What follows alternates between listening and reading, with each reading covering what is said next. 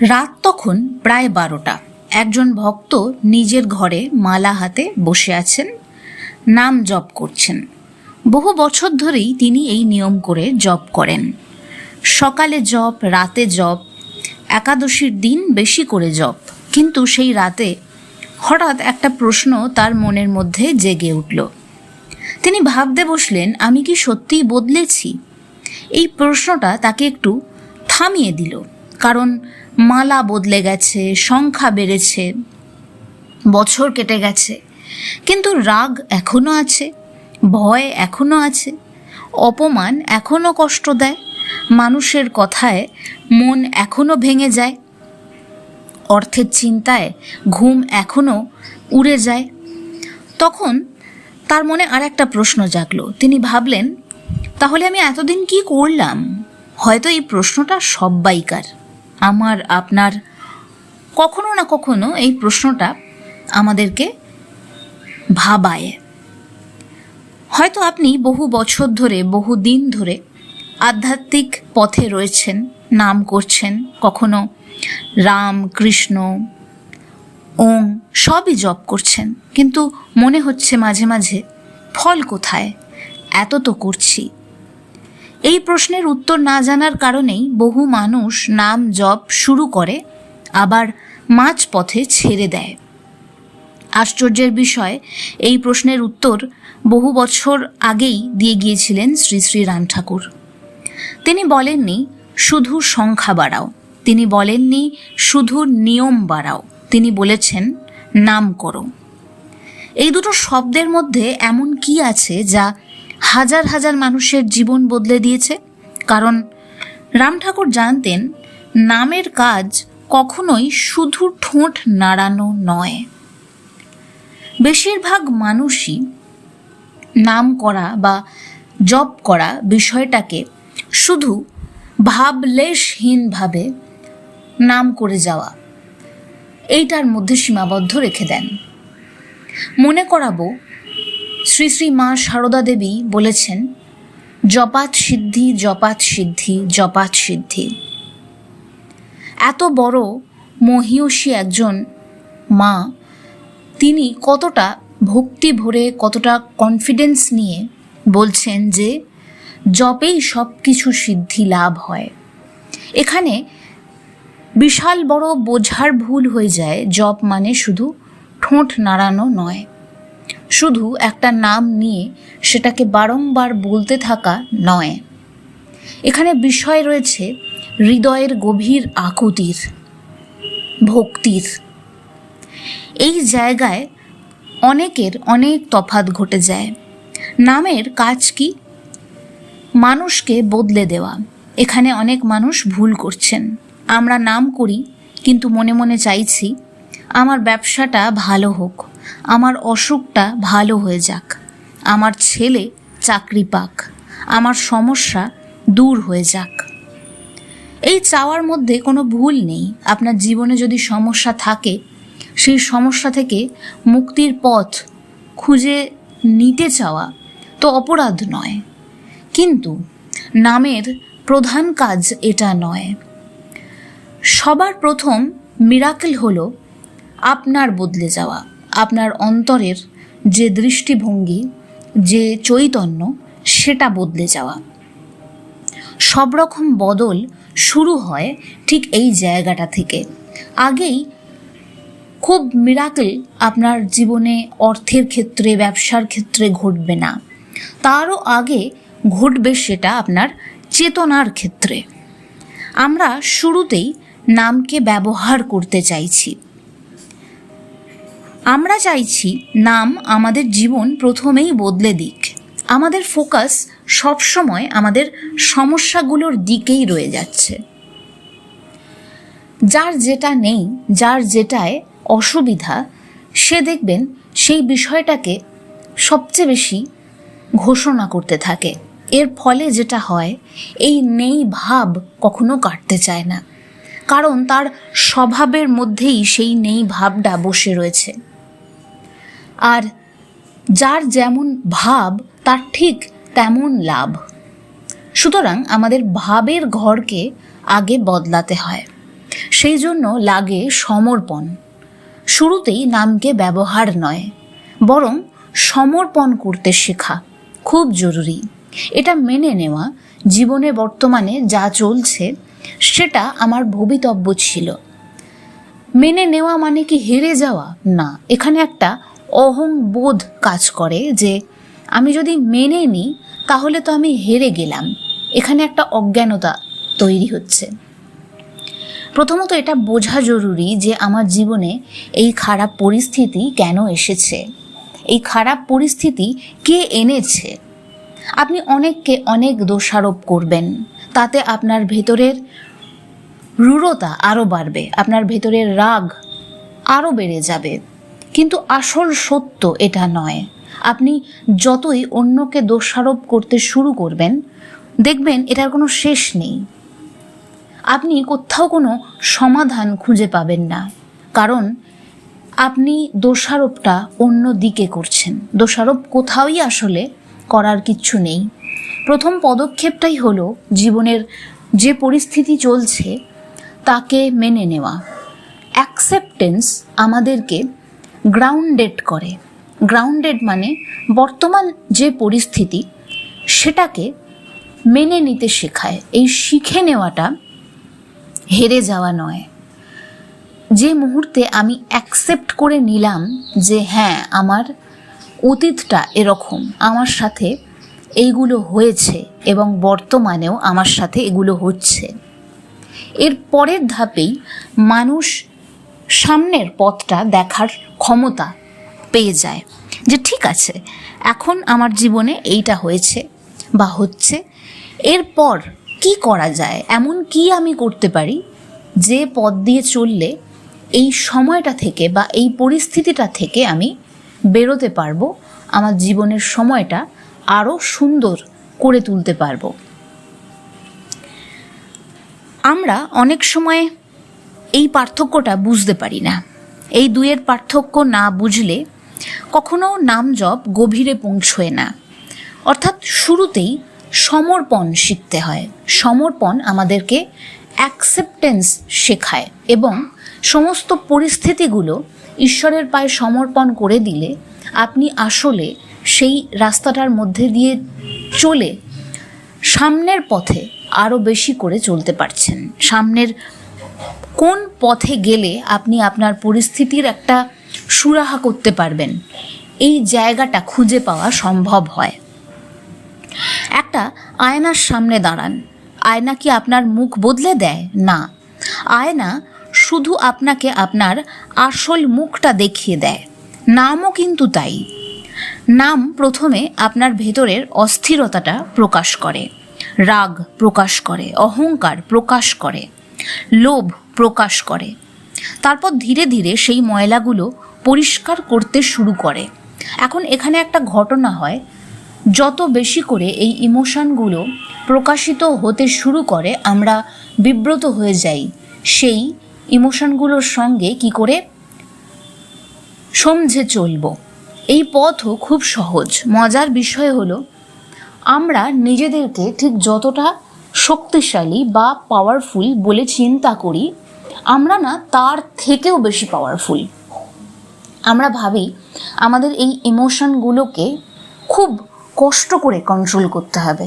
তাই প্রথমেই আমাদের ইনস্টিংক্ট বা আমাদের সচেতনতা আমাদেরকে বলে যে ইমোশনগুলোকে আমি সাপ্রেস করি, আমি জোর করে থামানোর চেষ্টা করি। মজার বিষয় হলো এত পরিশ্রমের দরকারই পড়ে না।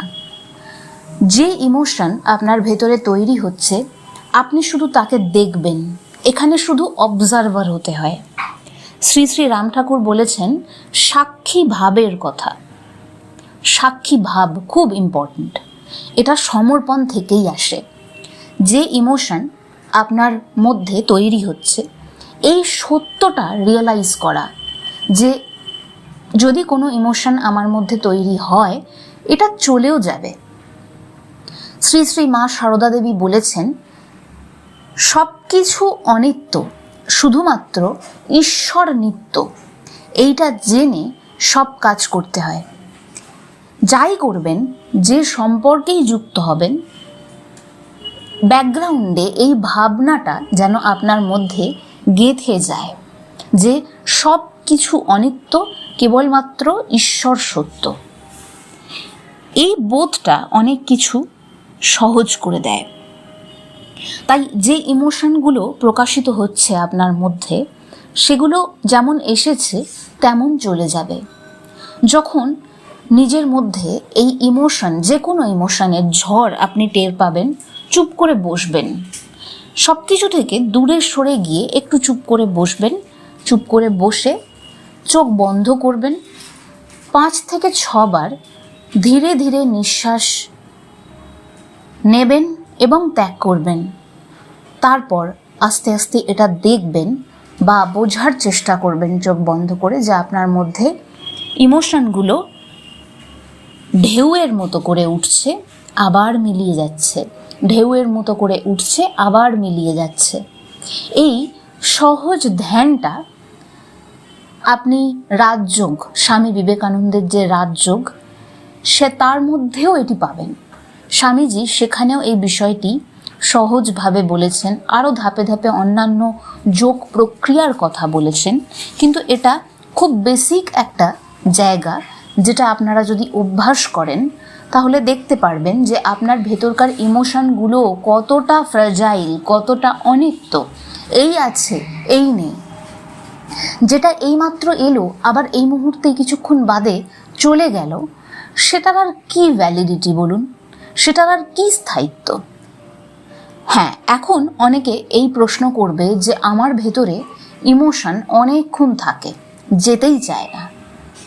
আপনার মনের এটা অভ্যেস হয়ে গেছে, কারণ আপনি মনকে অজান্তেই এই অভ্যাসটা করিয়েছেন।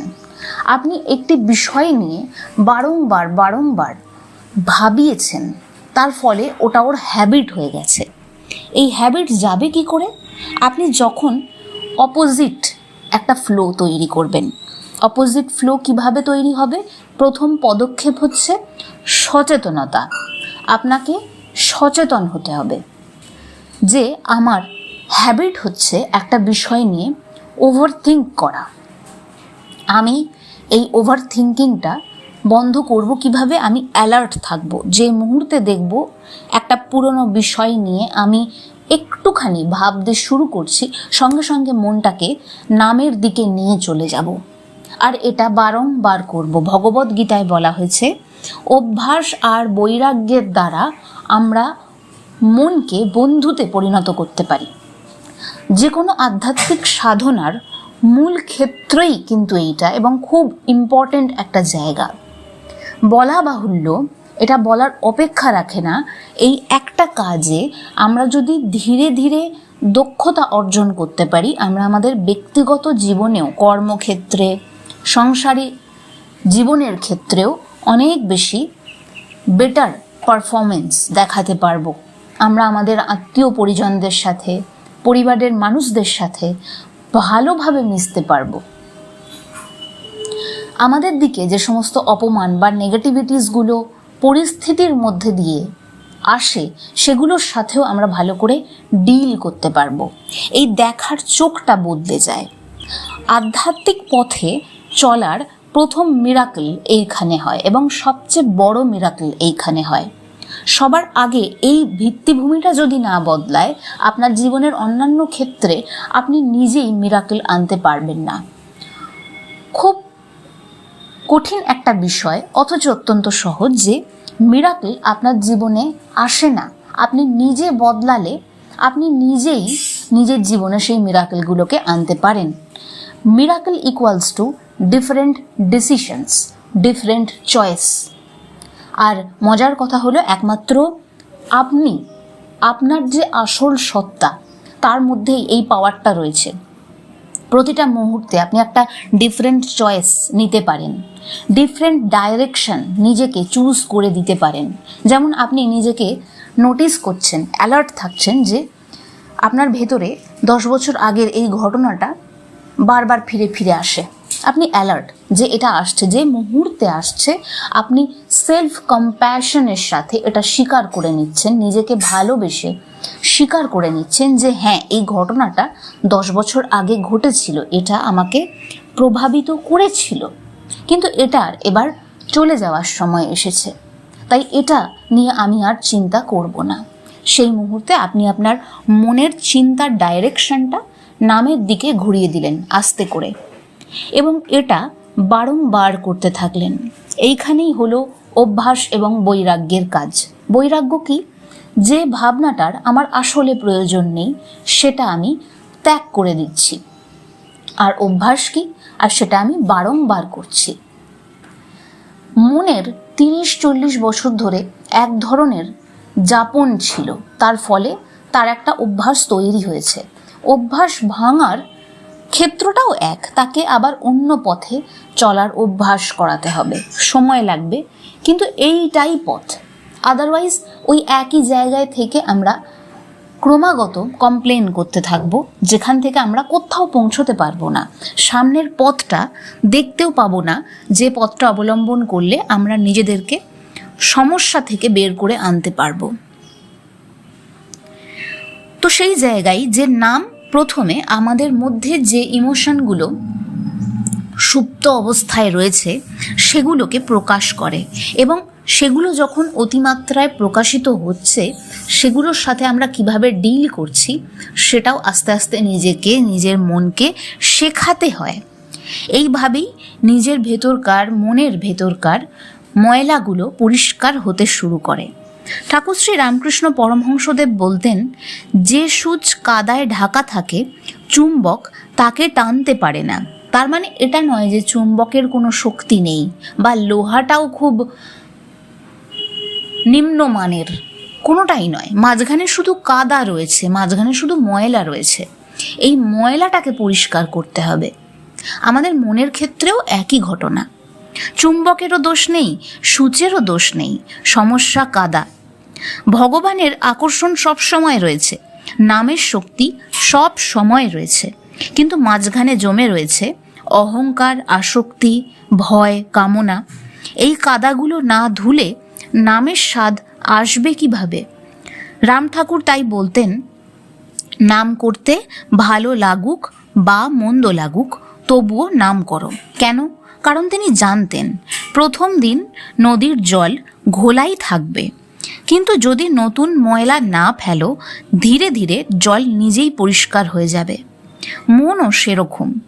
আজ তুমি নাম করলে মন পালিয়ে যাবে, আগামীকালও পালাবে, পরশুও পালাবে, কিন্তু প্রতিবার তাকে ভালোবাসা দিয়ে ফিরিয়ে আনো। এটাই গীতার অভ্যাসযোগ। শ্রীকৃষ্ণ অর্জুনকে বলছেন, অভ্যাস এবং বৈরাগ্যের মাধ্যমে মনকে নিয়ন্ত্রণ করা যায়। লক্ষ্য করুন, তিনি কিন্তু বলছেন না যে একদিনেই হয়ে যাবে, তিনি বলছেন অভ্যাস, অর্থাৎ প্রত্যেক দিন, এমনকি বলা ভালো প্রত্যেকটা মুহূর্তে আবার আবার আবার। উপনিষদও একই কথা বলছে। মানুষ যাকে বারবার চিন্তা করে ধীরে ধীরে সে সেই রকমটা হয়ে ওঠে। তুমি যদি সারাদিন দুশ্চিন্তা করো তুমি একজন উদ্বিগ্ন মানুষ হয়ে যাবে। তুমি যদি সারাদিন অভিযোগ করো তুমি অভিযোগ প্রবণ মানুষ হয়ে যাবে। আর যদি ধীরে ধীরে ভগবানের নাম হৃদয়ে বসাও তবে একদিন নামই তোমার স্বভাব হয়ে যাবে। আজকের পৃথিবীতে মানুষের সবচেয়ে বড় সমস্যা হলো সে এক মুহূর্ত নিজের সঙ্গে থাকতে পারে না। মোবাইল দরকার, গান দরকার, ভিডিও দরকার, শব্দ দরকার। কেন না? সে নিজের মনের শব্দ নিজেই সহ্য করতে পারে না। নাম জপ মানুষকে ধীরে ধীরে সেই ভয়টা থেকে মুক্ত করে। প্রথমে ঠোঁটে নাম, তারপর মনে নাম, তারপর শ্বাসে নাম, জীবনে নাম। এই 4টে স্তর পার হলেই নাম আর আলাদা কোনো কাজ হিসেবে থাকছে না, নামই জীবন হয়ে যাচ্ছে। স্বামী ব্রহ্মানন্দ বলেছেন, সব কাজের ভেতর নামের চাকা ঘুরবে। চাকা কি একবার ঘুরে থেমে যায়? না, নামও সেরকম। এক সময় এমন দিন আসছে যে মানুষ কাজ করছে তবুও ধীরে ধীরে ভেতরে নাম চলছে, হাঁটছে, ঘুম ভাঙছে, দুঃখ এসেছে, সেখান থেকেই নাম বেরিয়ে আসছে। এই অবস্থাকেই রাম ঠাকুর চেয়েছেন, কারণ তখন আর মানুষ জোর করে নাম করছে না। মানুষ আপনা থেকেই তার ভেতরের নামকে তৈরি হতে দেখতে পাচ্ছে। তার ভেতরকার ফ্রিকোয়েন্সিটাই চেঞ্জ হয়ে গেছে। নাম নিজেই মানুষের মধ্যে চলতে শুরু করে। আজকে যদি তুমি আমাকে প্রশ্ন করো যে নাম জপের সবচেয়ে বড় ফল কি? আমি বলবো সমস্যা দূর হওয়া নয়, বরং এমন একজন মানুষে পরিণত হওয়া যাকে সমস্যা সহজে ভেঙে দিতে পারে না। এটাই নামের প্রথম অলৌকিকতা। আর এই অলৌকিকতা বাইরে নয়, ভেতরে ঘটে এবং এখান থেকেই আসল মিরাকেল হওয়া শুরু হয়।